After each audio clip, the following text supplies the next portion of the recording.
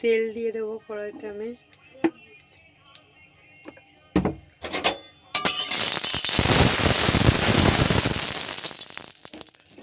একটা ডিম ফাটিয়ে দেবো।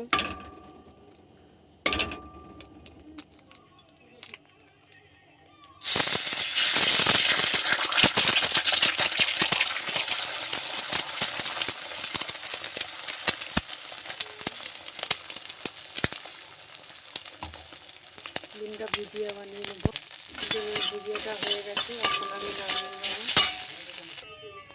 আমি তেল দিয়ে দিয়েছি কড়ার মধ্যে। আর শুভ সকাল বন্ধুরা, শুভ সকাল। আর একটা টিফিন বানাচ্ছি, একটা নতুন টিফিন, তোমরা দেখো কীভাবে। প্রথমে আমি আলুটা দিয়ে দেবো।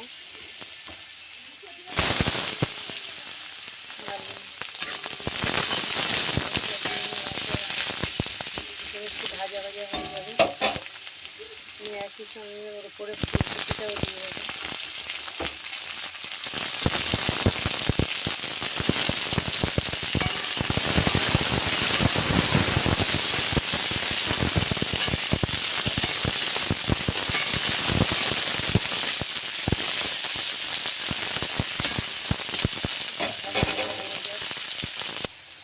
ফুলকপি আলু ভাজা হয়ে গেছে, এখন আমি দিয়ে দেবো পেঁয়াজ কুচি, কাঁচা লঙ্কা কুচি। টিফিনের জন্য বাড়িতে সবকিছু থাকা রেডি আছে, বাড়িতে যেগুলো আছে সেগুলোই দিয়ে ঝটপট টিফিন বানানো হয়ে যায়। ওখানে যাওয়ার এখন টাইম নেই। খুব সুন্দর রেসিপি টিফিন।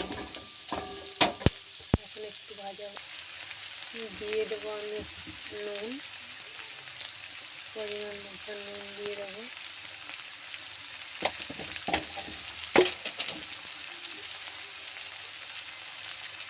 একটু হলুদ দিয়ে দেবো।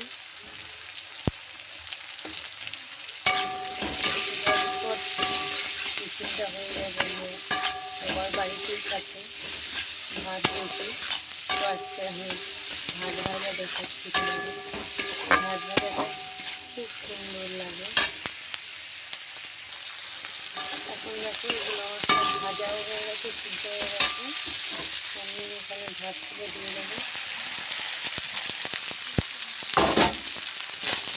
দিয়ে ভালো করে নাড়াচাড়া করে ভাত তুলে ভাজা করবো। আর এইভাবে ঝটপট বাড়িতে ভাত থাকলে এইভাবে একটু সবজি দিয়ে ভাজা করে নেবেন, খুব সুন্দর লাগছে।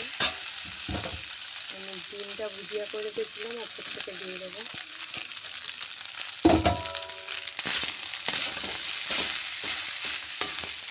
দিয়ে অল্প একটু নাড়াচাড়া করলেই হয়। Tiffin ready. এই টিফিনটা অনেকেই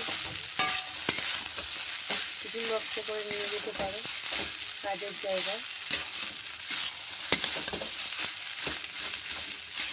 কোনো তরকারি লাগবে না এটার সঙ্গে, খুব সুন্দর লাগে গরম গরম। আমার ভাত ভাজা রেডি টিফিনের জন্য হয়ে গেছে বন্ধুরা। এখন আমি নামিয়ে, বাড়িতে যদি ভাত বেশি থাকে তো এইভাবে টিফিনের জন্য বানিয়ে নেবে, খুব ভালো লাগে। তো আমার ভাত ভাজা হয়ে গেছে,